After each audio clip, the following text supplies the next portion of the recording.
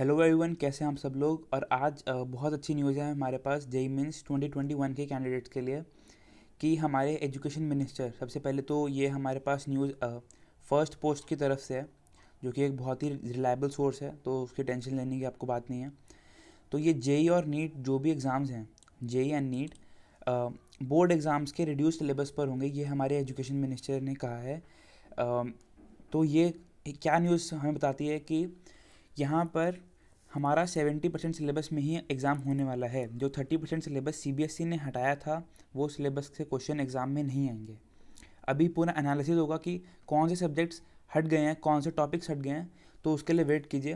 तो यहाँ पे आप पढ़ सकते हैं, जो उन्होंने पूरा बताया है अपनी मीटिंग के अंदर कि जेई मीन्स 21 के और नीट 21 के अंदर रिड्यूस सिलेबस के ऊपर बेस्ड होगा। तो अभी फटाफट से चलते सीबीएसई की वेबसाइट पर रिवाइज करिकुलम, यहाँ पर 11-12 पर जाके तो अब यहाँ पे खोल लेते हैं।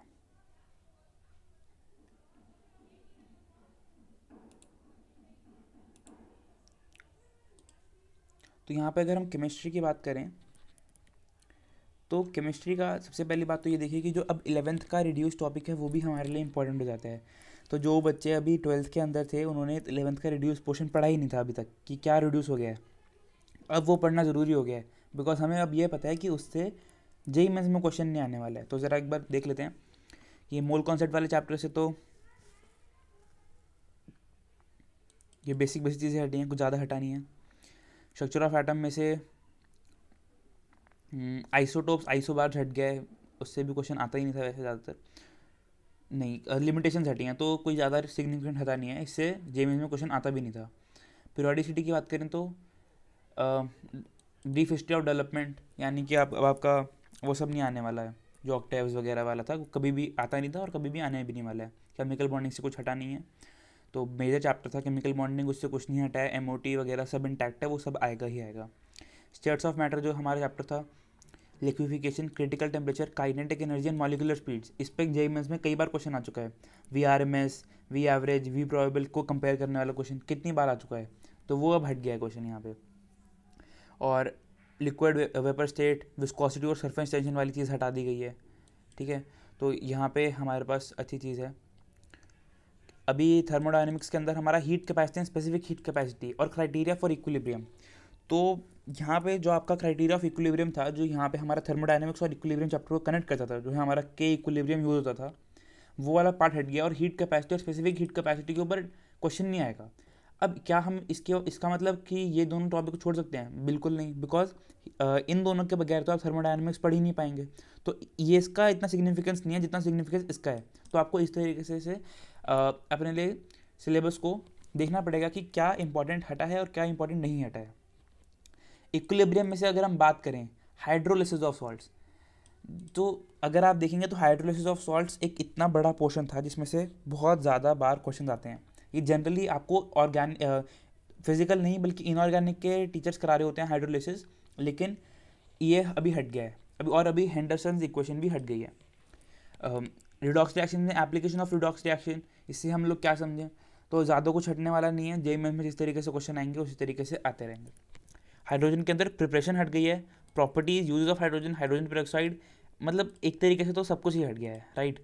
अभी आपका मेन क्या बच गया? जियोलाइट बच गया है, आयन एक्सचेंज बच गया है, बिकॉज वो हमारे पास रेजेंस वाला मेथड है जो आगे है, जो हार्ड वाटर सॉफ्ट वाटर है, तो वो ज़रूर आ सकता है। लेकिन ये जो मेन चीज़ें थी, प्रिपरेशन, प्रॉपर्टीज़, ये इनके हिसाब से नहीं आएंगे। हाइड्रोजन पेरोक्साइड पर कई बार क्वेश्चन आए हैं, वो नहीं आएंगे इनके हिसाब से अभी। लेकिन अगर अभी तक आपने पढ़ लिया तो ठीक है, अभी पूरा ही करके चले जाना। एस ब्लॉक के अंदर देखिए कितना कुछ हटा हुआ दिख रहा है यहाँ पे। मुझे ऐसा लग रहा है कि काफ़ी कुछ इंपॉर्टेंट उन्होंने कंपाउंड्स हटा दिए हैं। जी हाँ, देखिए सम इंपॉर्टेंट कंपाउंड्स वाली चीज़ें हटा दी हैं इन्होंने। पूरा चैप्टर में से कुछ नहीं हटाया है। जो लास्ट में एप्लीकेशन वाला पार्ट है, जैसे कि sodium carbonate, washing soda, baking soda, ये सब चीज़ें उन्होंने हटा दी हैं, राइट। तो अब यहाँ पे ये सब चीज़ें हट गई हैं, तो आपको ये करने की ज़रूरत नहीं है जो हमें बहुत सारे फैक्ट्स याद करने पड़ते थे। ठीक है, तो अब ये पी ब्लॉक में जो हमारा 13-14 ग्रुप है, जो 11th क्लास के अंदर है, उसमें से स्पेशली ये देखिए सारे इंपॉर्टेंट चीज़ें हटा दी गई हैं। सारी इंपॉर्टेंट चीज़ें हटा दी गई हैं। एल्यूमिनियम में ज़्यादा कुछ हटा नहीं है, लेकिन ये borax, boric acid, boron hydrides, इसमें से तो क्वेश्चन आता ही आता था, ये हटा दिया गया है।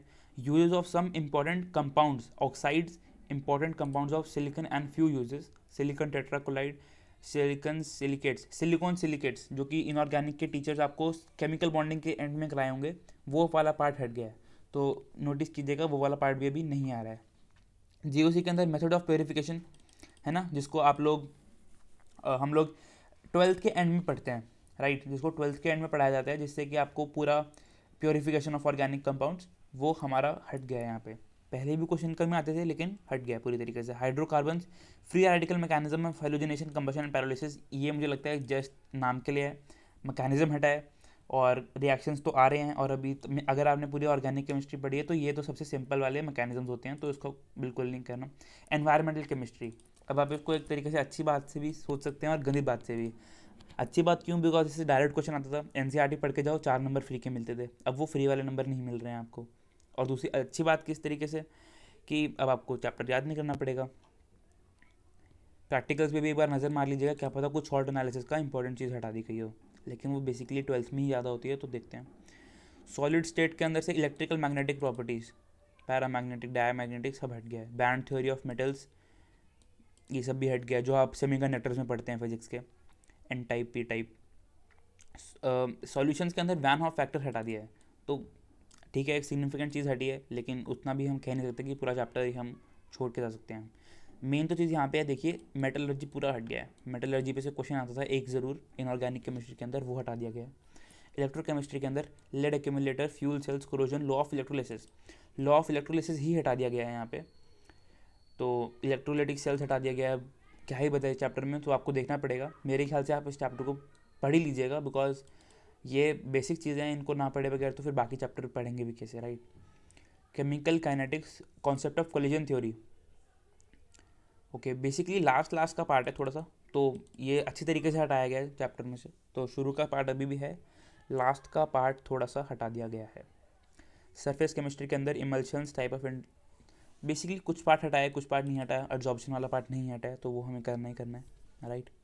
पी ब्लॉक जो हमारे बाकी के ग्रुप्स बचे हैं, तो प्रिपरेशन ऑफ फॉस्फीन, यहाँ पे भी देख सकते हैं ज़्यादातर उन्होंने कंपाउंड्स हटाए हैं, जनरल प्रॉपर्टीज़ नहीं हटाई हैं, तो कंपाउंड्स को आप एक बार के लिए छोड़ सकते हैं। ये देखिए preparation and properties of KMnO4, D block, F block में भी इंपॉर्टेंट कंपाउंड्स हटा दिए गए हैं। लैंथोनाइड्स, एक्टिनॉइड्स, ठीक है, यहाँ पे तो सब कुछ हटा दिया है, मतलब एफ ब्लॉक तो हटा ही दिया है पूरा का पूरा। तो एफ ब्लॉक तो आता भी नहीं था हमारा जेई एडवांस के अंदर, जेई मेंस के अंदर से भी हट गए।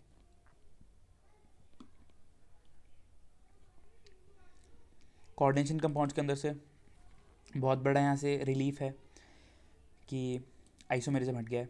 हमारे कोऑर्डिनेशन कंपाउंड के अंदर 4 पार्ट्स होते हैं, राइट, बेसिक वाला, और जो हमारे नेमिंग वगैरह वाले पार्ट होते हैं, और फिर जो VBTC FT होता है, और लास्ट में आइसोमेरिज्म वाला। तो आइसोमेरिज्म वाला पूरा पार्ट हटा दिया गया है, और जो लास्ट में जो कहानियाँ लिखी होती हैं कि इंपॉर्टेंस वगैरह, वो सब भी हटा दिया गया है। Hello alkenes, hello arenes, organic chemistry यहाँ से शुरू हो गई है ना। यहाँ पे भी देखिए जो याद करने वाला पार्ट है सब हटा दिया गया है। पेपर बहुत ज़्यादा कंसेप्चुअल होने वाला है और बहुत अच्छे अच्छे क्वेश्चन बनेंगे, मुझे ऐसा फील हो रहा है। Alcohol, phenol, ethers, methanol, ethanol हटा दिया है।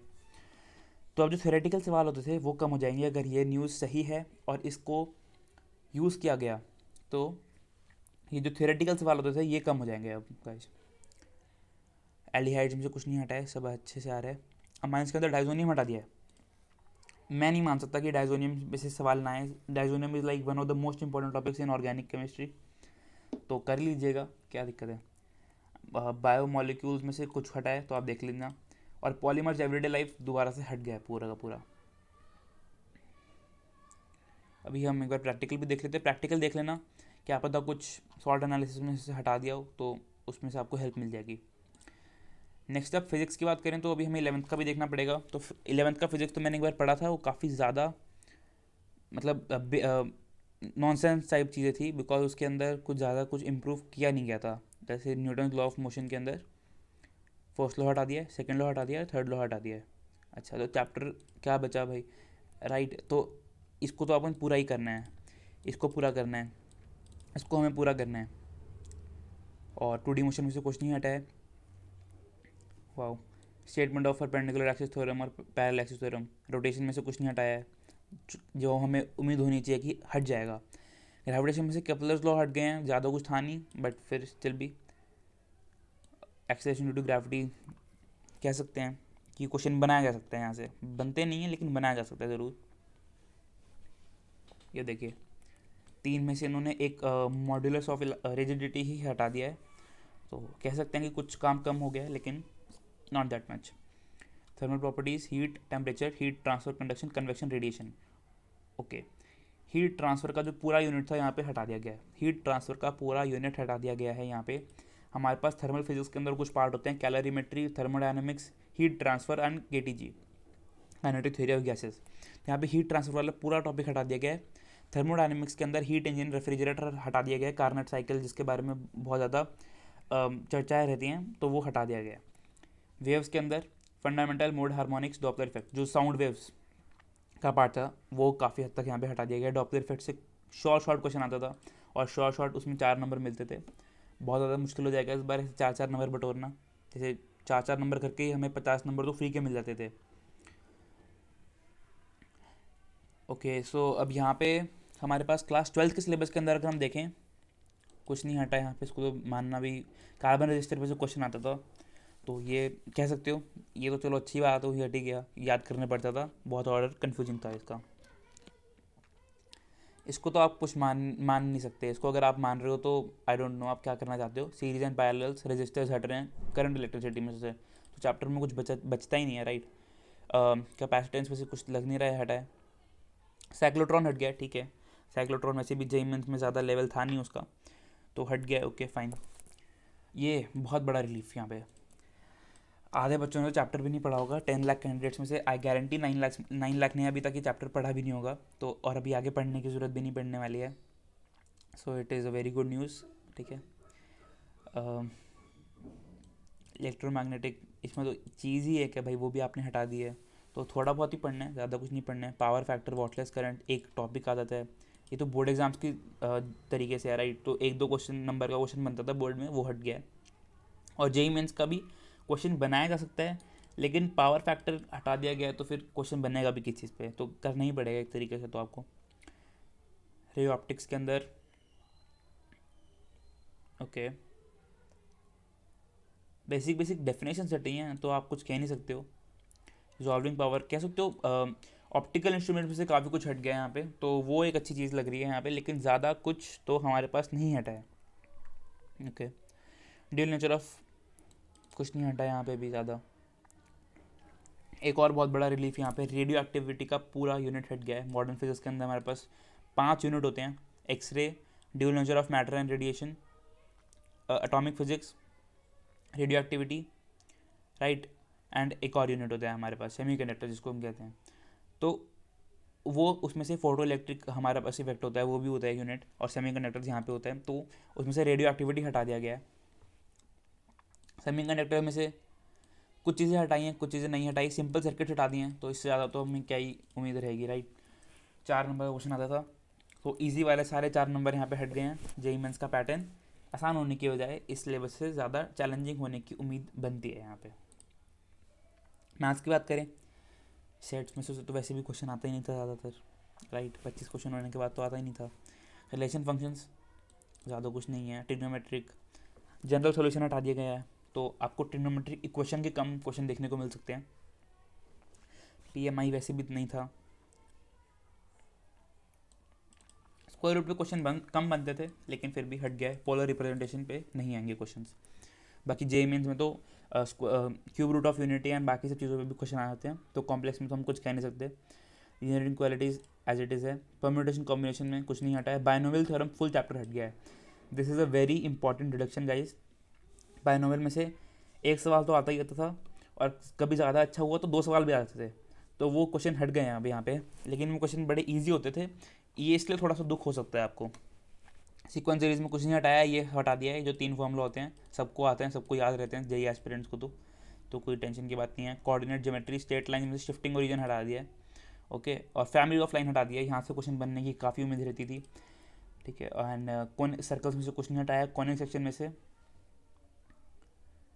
बेसिक इंट्रोडक्शन हटा दिया है, बाकी कुछ नहीं हटाया है।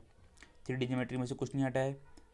कैलकुलस में से यहाँ पे लिमिट्स में से कुछ नहीं हटाया है। मैथमेटिकल रीजनिंग हट गया है पूरा चैप्टर, 4 नंबर का एग्जैक्ट 30 सेकंड का सवाल 4 नंबर का यहाँ पे हट गया है। बहुत ही दुख हो रहा है सुनते हुए, बट क्या कर सकते हैं। Starts analysis of frequency distributions with equal means but different variance. एक चीज़, एक टॉपिक का एक सब टॉपिक यहाँ पे हटा दिया गया। प्रोबेबिलिटी 11th में तो कुछ होती नहीं, प्रोबेबिलिटी 12th में ही होती है। आगे चलते हैं 12th की मैथ्स के ऊपर। सो 12th की मैथ्स में कॉम्पोजिट इन्वर्स। अब जेई मेंस का पेपर हो और कॉम्पोजिट पे से क्वेश्चन आए, ऐसा तो आज तक हुआ नहीं है, लेकिन आज या फिर इस बार 2021 के अंदर ये शायद हो सकता है कि हो जाए। इन्वर्स ऑफ फंक्शन हटा दिया, कॉम्पोजिट हटा दिया, तो फंक्शन में से क्या बचा? पीरियोडिक फंक्शन, उसमें से क्वेश्चन देंगे या डोमेन रेंज निकालने के लिए दे देंगे, उससे ज़्यादा क्या ही दे सकते हैं हम अगर ये होता है इम्प्लीमेंट। तो आईटीएफ में से ग्राफ हट गए हैं, एलिमेंट्री प्रॉपर्टीज़, सारी ही प्रॉपर्टीज़ ही एलिमेंट्री थी, अब कौन सी कोई स्पेसिफाइड नहीं है, तो उसको तो आप पूरा ही कर लीजिएगा। मैट्रिसेस के अंदर कुछ नहीं हटा है, कुछ नहीं हटा है एग्जैक्टली, कुछ भी नहीं हटा है। Determinants, properties of determinants question बनते थे हर साल, हर पेपर की हर शिफ्ट के अंदर एक क्वेश्चन बनता था प्रॉपर्टी ऑफ डिटर्मिनेंट में से, वो हट गया है। यहाँ पे कुछ बच्चों को अच्छा लग सकता है, कुछ स्टूडेंट्स को, क्योंकि रोलेज थ्योरम एंड एलएमवीटी सबको ही दिक्कत देती थी, है ना। कितनी बार भी कितने भी क्वेश्चन प्रैक्टिस कर लो, बट अटक ही जाते थे। ओके, एओडी के अंदर से rate of change of bodies, जो हमारा बोर्ड वाला पार्ट रहता था। बेसिकली तो एओडी के अंदर जेई में 3 टॉपिक्स माने जाते हैं, maxima, minima, monotonicity and tangents normal. तो उसमें से तो कुछ नहीं हटा है, बाकी ये इधर उधर के टॉपिक्स हट गए हैं। इंटीग्रेशन में से कुछ मत समझिएगा हटा है, except limits as a sum, right. Limit of sum हट गया है, इसमें से क्वेश्चन बन सकते थे, बट अभी नहीं बनने वाले हैं।